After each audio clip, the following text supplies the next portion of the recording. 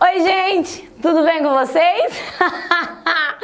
Toda louca, né? Doidinha. E aí, nós estamos em mais um episódio da nossa série Vem em mim, neném. E hoje tô tacada, gente, tacada. Nesse vídeo tô tacada, por quê? Porque a gente vai falar Deu a louca na literatura. Segura aí.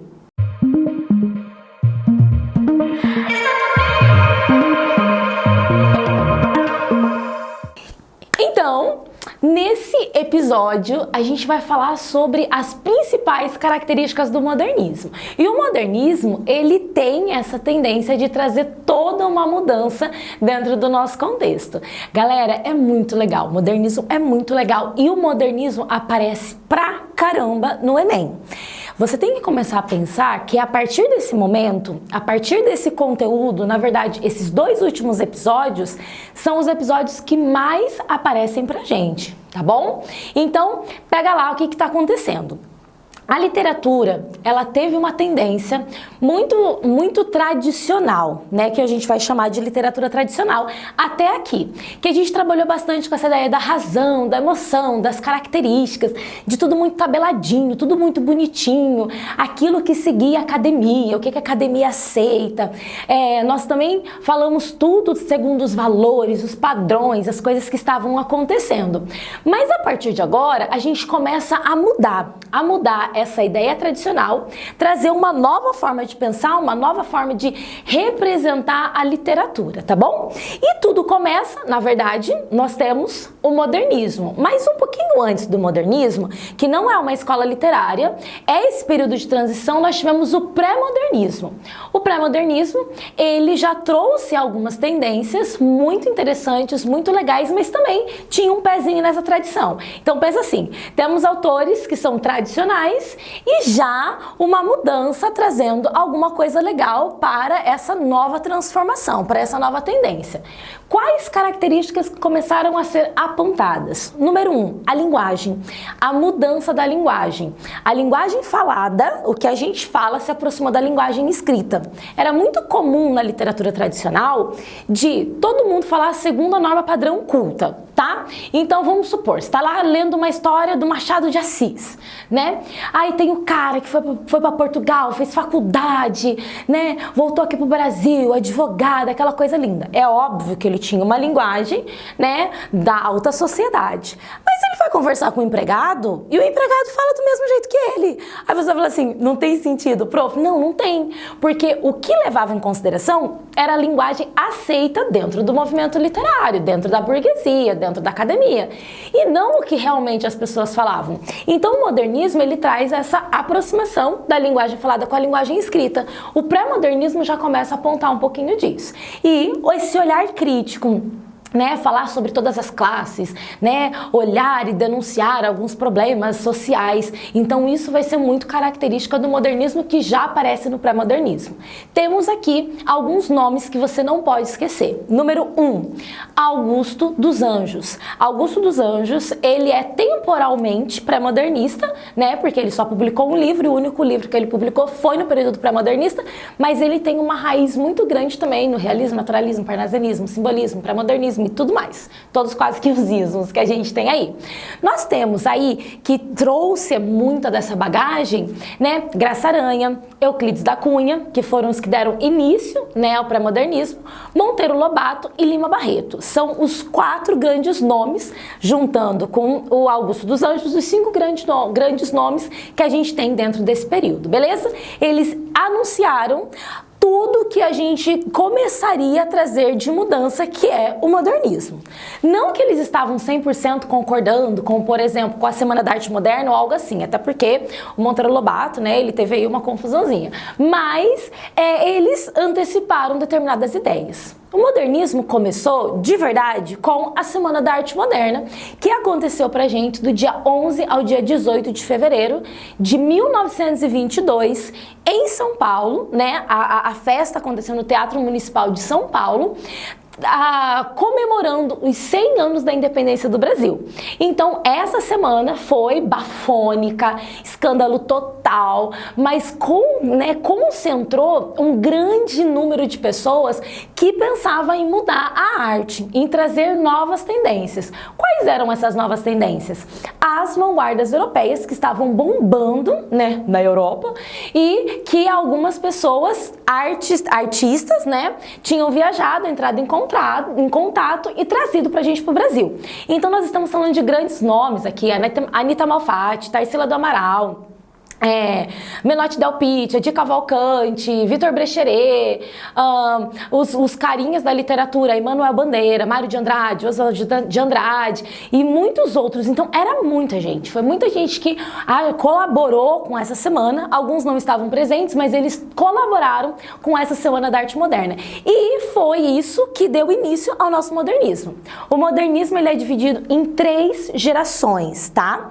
Então, eu tenho a primeira geração, que é conhecida como essa fase heróica, para mudança, para trazer essas novas ideias, tudo que é muito bacana, tudo que é muito legal.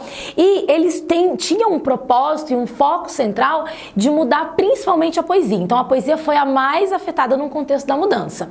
Então eu tenho a liberdade, né, temática das minhas poesias, eu tenho uma liberdade estrutural. Olha só, o parnasianismo, ele foi extremamente criticado aqui. Então eles queriam uma liberdade para se construir poesia. Não quero mais fórmulas, coisas bonitinhas, né? Tudo pré-estabelecidas. Nesse caso acontece muito de métricas irregulares, né, poesia sem rima, né, as rimas brancas que a gente fala, né, poesia sem rima, vocabulário, a gente falava muito, colocava muito, que a gente pode falar, segundo a norma padrão, né, aquilo que não é apropriado segundo a norma, que muitas vezes a gente coloca como errado, e a gente sabe que a gente não pode utilizar esse termo segundo a linguística. Mas só para você entender, a gente utilizava essas formas diferentes, né, esses dialetos diferentes. Agora isso entra dentro da minha literatura e se torna uma obra de arte. Por quê? Porque cada região representa um determinado lugar, um determinado dizer. Então a primeira geração trouxe muito disso, causou escândalo para a sociedade, mas foi extremamente importante. Não esqueçam, nessa primeira geração, desses manifestos, desses movimentos, né, de revistas também que eles criaram, né, a revista Claxon, o Manifesto de Poesia Pau Brasil, o Grupo Verde Amarelo, depois a revista Antropofágica, né, a Escola da Anta. Então tantas coisas que aconteceram nesse primeiro momento de mudança. Tem que mudar, tenho que mudar, tenho que mudar. Linguagem completamente diferente, linguagem falada muito próxima da linguagem escrita. A segunda geração já traz um pouquinho mais de equilíbrio, porque a primeira queria causar, queria mudar. Agora a gente já entra num processo mais calmo. A segunda geração começa a partir dos anos 30, 1930, e ela traz como um processo muito grande, né, esse retrato da realidade. Então ele volta, né, aquela coisa do neorrealismo, né, do Machado de Assis, mas um retrato de uma realidade que não tinha sido dita. Por que não tinha sido dita? Quando o Machado fez, né, participou aí do realismo, ele retratou o Rio de Janeiro. E sempre era muito comum na literatura brasileira retratar os grandes centros, Rio de Janeiro e São Paulo, Rio de Janeiro e São Paulo, Rio de Janeiro e São Paulo. E aí eles falaram assim, não, a gente vai retratar outras regiões. Então volta-se muito para o Nordeste, volta-se muito para essas regiões menos favorecidas. Não menos favorecidas, algumas economicamente, outras literariamente. Então vamos falar de outros lugares. Nós temos muitos romances, muita galera que escreveu romance, né, nessa segunda geração, que é de sucesso. Não podemos esquecer de Graciliano Ramos, né, Vidas Secas aí bombando, São Bernardo, Raquel de Queiroz.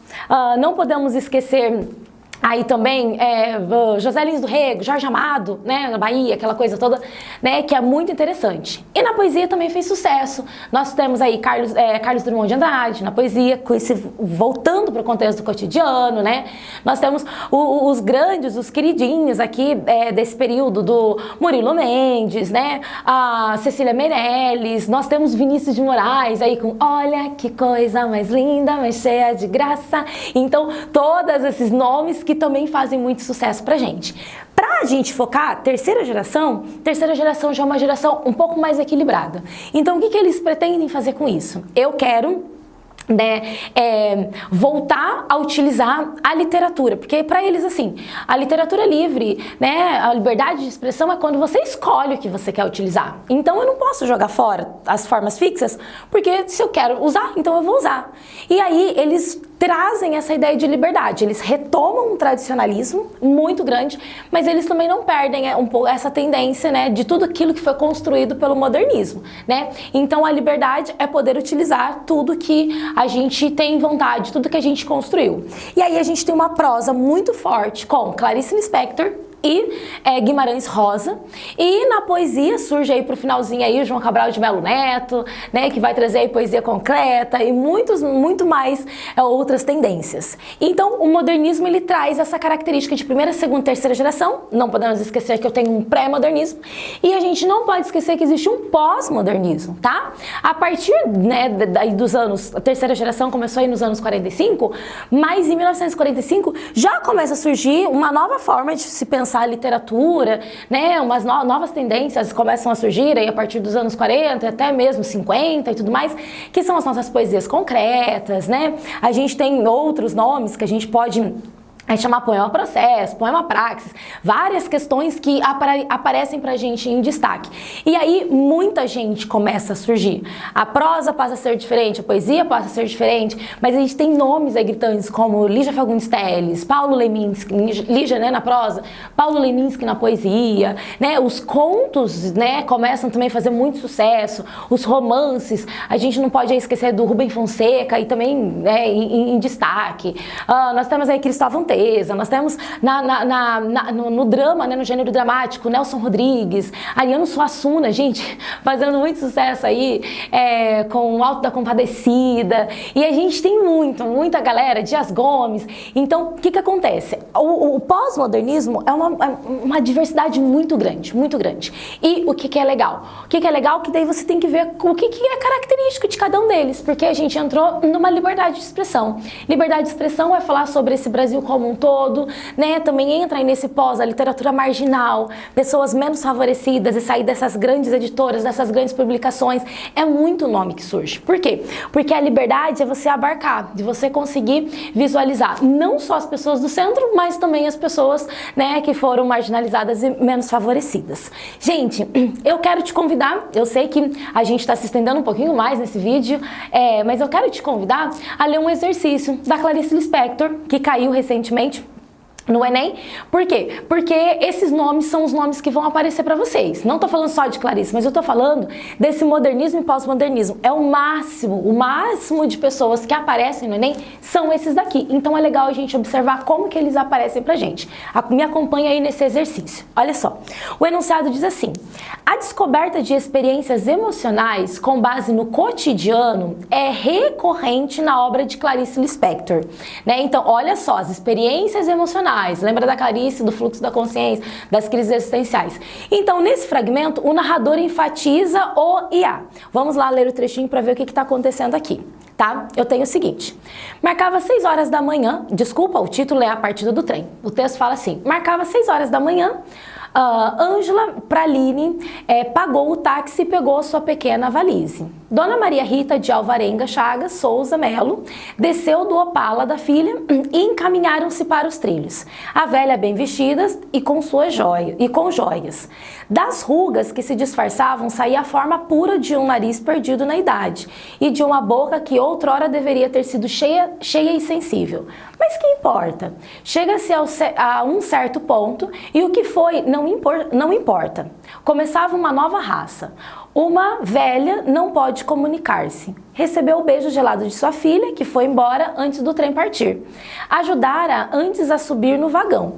Sem que neste houvesse um centro, ela se colocara do lado. Quando a locomotiva se pôs em movimento, surpreendeu-se um pouco. Não esperava que o trem seguisse nessa direção e sentara-se de costas para o caminho. Ângela Praline percebeu-lhe o movimento e perguntou: a senhora deseja trocar de lugar comigo? A dona Maria Rita, que espantou com a delicadeza, disse que não.